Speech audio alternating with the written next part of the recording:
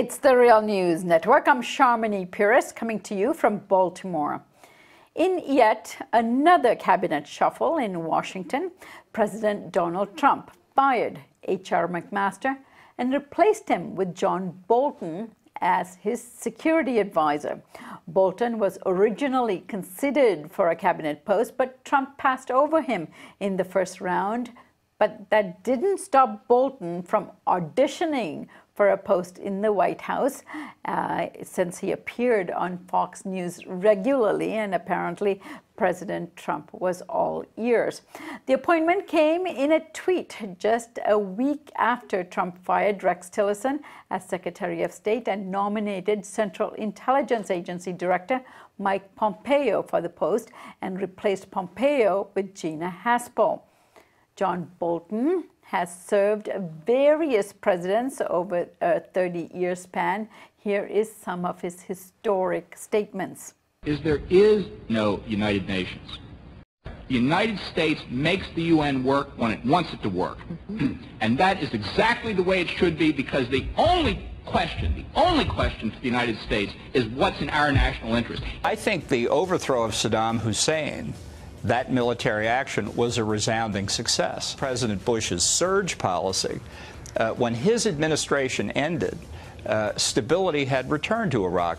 You have to look either at one more diplomatic play to convince China to reunite the peninsula with us in a constructive way and eliminate North Korea, or you have to look at the military option. There's an all-purpose joke here. Question: how do you know that the North Korean regime is lying? Answer: their lips are moving. They're not going to give up achieving this objective. Why would they agree? Why would they propose talks now? Because they want to buy time, 3 months, 6 months, 12 months, whatever it is they need to get across the finish line. Now, with Pompeo as Secretary of State, John Bolton as National Security Advisor, and Gina Haspel as the CIA Director, many in Washington and around the world are speculating that Trump is formulating a war cabinet to raise the stakes against Iran and North Korea. Joining us now to discuss John Bolton and his history and what he wants us to dismiss in his history is Phyllis Bennis. Phyllis is director of the New Internationalism Project at the Institute for Policy Studies. Phyllis, good to have you with us. Good to be with you, Sharmini. Phyllis, the New York Times, in this morning's editorial, they had a headline saying, "Yes, John Bolton is that dangerous." Phyllis, you have had a specific encounter with John Bolton. Let's start with that. Well, I first met John Bolton 25 years ago. We were on opposite sides of a public debate on the question of the nature of the United Nations and the role of the United Nations in what was then still the new post-Cold War era. This was 1994. And it was rather extraordinary. It was 1,000 people in the audience, or close to 1,000, all of whom were people who cared very deeply about the United Nations. And John Bolton got up and said the famous lines that are now being quoted in articles all over the world about how there is no such thing as the United Nations. When the United States leads, the United Nations will follow. When it suits our interests to do so, we will do so. When we don't think it suits our interests, we will not. And then he goes on to disparage the UN further and talks about the 38-story UN headquarters in New York and says you could cut off the top 10 floors and no one would notice the difference because it doesn't do anything. It was a stunning moment. And at the time, I didn't realize how, I was stunned by it, of course, but I didn't realize how horrifying it really was until I thought about it later. And then as I watched over the years, watched the role that John Bolton played. At that time, he wasn't even in government. He was outside of government. This was during the Clinton administration. But it was a pretty stunning moment.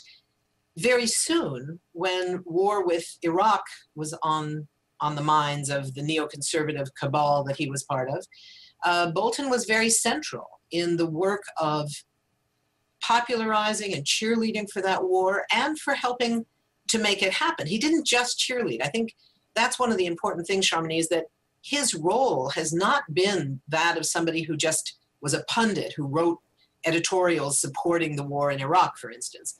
He was actually helping to have it happen. one of the ways in 2002, for instance, he was a sort of mid-range, mid-level official in the State Department of the second Bush administration, George W. Bush. This is when the run-up to the war in Iraq is just beginning. And there was concern in Washington that their claim that had no basis, as we now know, was based fully on lies. The claim that the claim that the Iraqi government under Saddam Hussein had so-called weapons of mass destruction, specifically chemical weapons, maybe biological weapons, something else. That was a big part of the justification for mobilizing support for war. There was a fear that if there were actual weapons inspectors sent into Iraq to find out, they would find out that in fact there were no viable weapons of mass destruction, that it was all based on lies. And one of the things that was the responsibility of John Bolton was to orchestrate the ouster of Jose Bustani, who was a Brazilian diplomat who was at the time the chief of the Organization for the Prohibition of Chemical Weapons. And in that context, he would have been responsible. He was already negotiating with Saddam Hussein about sending in a whole team of weapons inspectors. This is when Iraq was talking about wanting to join the chemical weapons treaty. To do that, he would have had to submit the whole country to massively intrusive inspections. That was not in Washington's interest because it would have proved that there were in fact no weapons of mass destruction. So the work went on led by John Bolton to get him out, to instead have somebody who would respond to the US need to keep the inspectors out of Iraq. And Bolton went directly, this came out publicly some years later, the New York Times and others wrote about it. Bolton went to the office of Bustani and said, you've got 24 hours to resign or else. And if you don't, there will be consequences. And Bustani refused. This is only 11 months after he had just been voted in for a second term by a unanimous vote of the 145 members of the treaty. And when he refused to step down, Bolton orchestrated a move to vote him out. It had never happened before. He was voted out and replaced by someone who was far more willing to abide by Washington's dictates. So he played a very key role in setting the stage very directly for the Iraq War. And that was even before he was the ambassador to the United Nations, the other roles that he's played. So for years, he has been pushing for war rather than diplomacy. He wanted war against Iraq. He wants and wanted war against Iran. He wanted and wants war against North Korea. There has never been an arms treaty or a negotiating process that he didn't want to get rid of and replace it with a direct military assault in the interests of Israel in some cases, in the interests of the right-wing views in the United States in other circumstances, but he has always supported war and opposed diplomacy. All right, Phyllis, given what you're saying about his disbelief in the United Nations, that it is an effective body of any sort to govern the world, and then yet he served as the U.S. ambassador to the United Nations. Do you expect him to advise Trump to bypass the United Nations in the issues that we're dealing with now, North Korea, Iran nuclear agreement that's in place, that's secure, that others have signed on to? Absolutely. I think there's no question that he will have absolute dismissiveness towards the United Nations. And more dangerously even than that, he will and has made clear that he has no interest in international law. He does not appear to believe that international law is binding on the United States. In his article just 3 weeks ago, for instance, on calling for a first strike against North Korea, he used the argument that the international law restrictions on first strike simply don't apply because he says they don't apply. He says they don't apply any longer in this era because it might be a possibility that sometime in the future, North Korea might be capable of attacking the United States. He agrees it's probably not now, but says it might happen sometime, and therefore we have the right to attack them. It's this sense of America first on steroids. You know, this notion that there is no accountability that the United States is bound to. Every other country in the world is bound to abide by international law, except for the United States. And the United States has the right to use military force of its own volition against any country that might not be abiding by international law. So it's an extraordinary version of this kind of exceptionalism that is so incredibly dangerous. You now have an administration where the president has surrounded himself with all of the most extreme elements, the most Islamophobic, the most opposed to diplomacy, the most favoring war, of all of the people that he has had at various points. He's been replacing his own administration right and left. And what people like to call the adults in the room, most of them are gone. They didn't do much to keep the others in line anyway. His favorite advisors, who were all generals, other than General Mattis, who's still the Secretary of Defense, all the others are gone, with the exception, again, of the current Chief of Staff, who Trump is now indicating he may fire him and not even replace him, not even have a Chief of Staff. Just run the place the way he always ran his businesses, by his gut, by his instinct.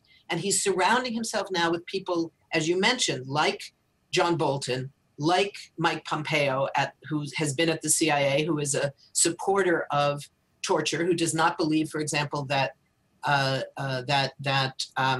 waterboarding is torture, and replaced him with his deputy, who they call Bloody Haspel, at the CIA. And she's somebody who not only supports torture, but is known to have overseen a black site torture center in Thailand, is known to have signed off on the order to destroy the evidence of that torture. She's just been nominated to be the new head of the CIA. So he's surrounding himself with people who agree with his view that diplomacy has no interest for the United States and that war should replace diplomacy. It's a very, very dangerous moment. The New York Times editorial board is absolutely right in saying, yes, he is that dangerous. All right, Phyllis, finally, with this scenario and the convergence of the people appointed to advise him that we have just mentioned, Haspel, Pompeo, now Bolton, our saving grace might actually be Trump, given that he had advocated and said that he was against the Iraq War, and also when it comes to North Korea, he was very quick to jump on a possible meeting. Just on Sunday, after President Putin won the election in Russia, he was quick to get on the phone and congratulate him and suggest that there should be a meeting. So what do you think of this, configuration now in Washington, with Trump being the advocate for peace? Very dangerous to assume that anything he said yesterday has any bearing on what he does today. I think that's what we've seen with this president. There is no consistency to his policy. The fact that he agreed to a meeting with the South Korean leader on one day doesn't mean that, number one, he will go ahead with that meeting. Number two, if he has people around him like John Bolton advising him, and he will be the national security advisor, which does not require approval by the Senate or by the Congress, he will be told, I have no doubt, that he should go into that meeting and simply say to Kim Jong-un, the leader in North Korea, that I'm here to find out what your plan is for surrender and full disarmament. And as soon as I hear that, we'll have something to talk about. Until I hear that, we will have nothing to talk about, and this will be a very short meeting. I could well imagine that kind of advice on what his meeting should look like. I think the notion that Trump himself is somehow not reflective of the kind of warmongering, anti-diplomacy approach of these advisors that he has chosen himself would be a mistake. And that if we're looking for the saving grace, as you put it, that relies on us, on people who will challenge these positions, who will push Congress not to certify, not to accept these people, those that do need Senate oversight that do have to be approved by the Senate, that the Senate not vote for them. We should keep in mind that John Bolton was voted down by the Senate when he was nominated to be the ambassador to the United Nations. He only got that position temporarily in a so-called recess appointment because Bush was so eager to have him there that he was willing to challenge the decision, including the majority decision of members who were Republicans, who voted against approving him as the ambassador, and he went ahead, appointed him as on a recess basis where he could only serve for, I think it was 10 months, and then he could not be approved for a full term. If he is in this position, again, he doesn't have to get Senate approval. He will be in that position, and it's going to be up to mobilization of people that are saying that it's not acceptable for someone who accepts torture to be the head of the CIA, for someone who is an Islamophobic warmonger to be the national security advisor, for the Secretary of State to be someone who disdains diplomacy and prefers war, that these are not acceptable appointments. It's going to have to be a massive movement to change that. It's not going to come from Trump himself. All right, Phyllis, I'll let you go for now, but I'm sure we'll be talking about this in the very near future again. Thank you so much. Thank you. And thank you for joining us here on the Real News Network.